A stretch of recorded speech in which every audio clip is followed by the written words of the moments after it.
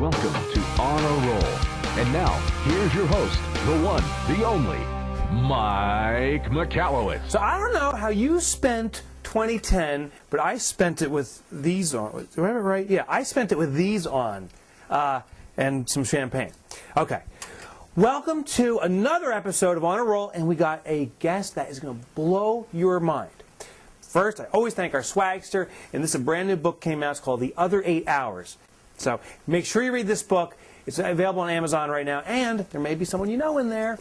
Okay.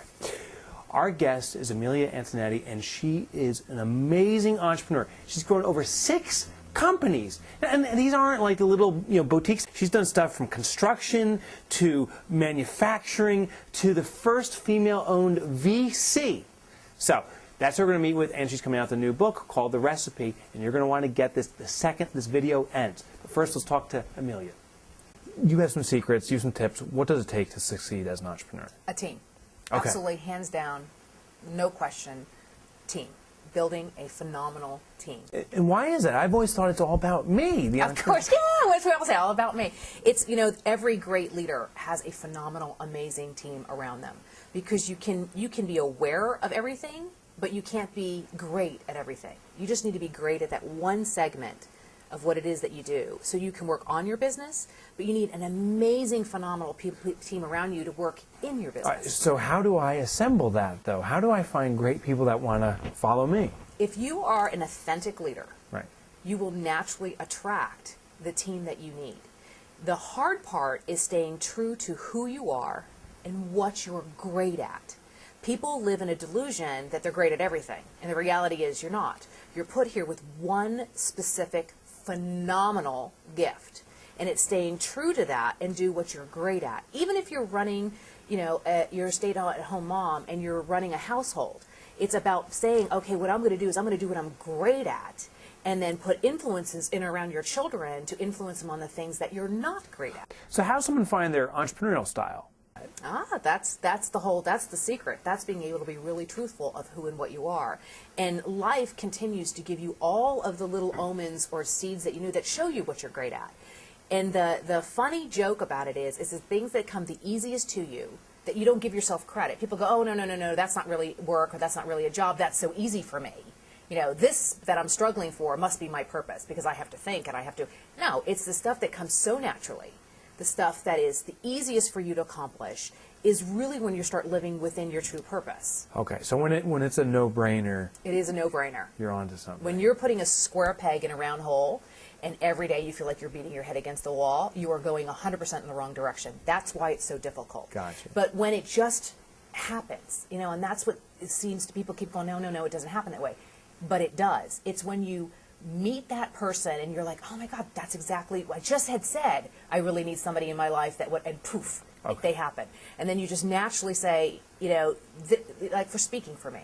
Okay, I never said, oh, I want to be a speaker, but I was asked to do it. I was like, please, okay, you want me? But now I never had fear of doing it. I do it naturally. I do it very easily, and hence people tell me I'm a very good speaker.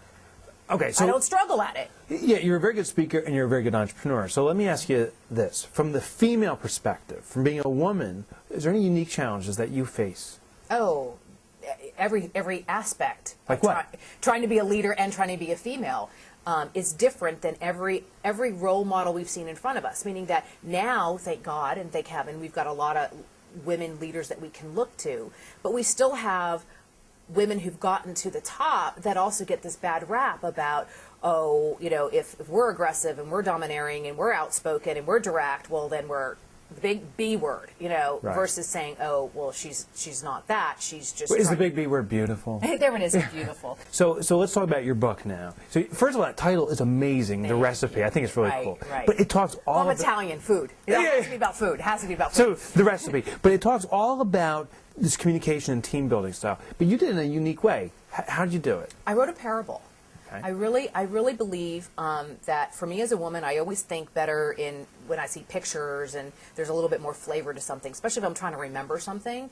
A lot of business books are very dry, and even though I may have enjoyed it at the time, they don't stick with me. Versus Who Moved My Cheese, which is all about change. It's getting people comfortable with change. It's a really easy analogy to go back to, and people remember that. and it's something I can say, okay, well, what mouse were you? Right. Which one were you? Right. And it allows me to keep something and keep the skill fresh. Kind Right. of just like, way back when we were learning in school. You learn these little rhymes about, I before E and X out. You remember it. Yeah. So I wanted to create a cute story that talks specifically about team building and leadership that people would remember because you remember the characters.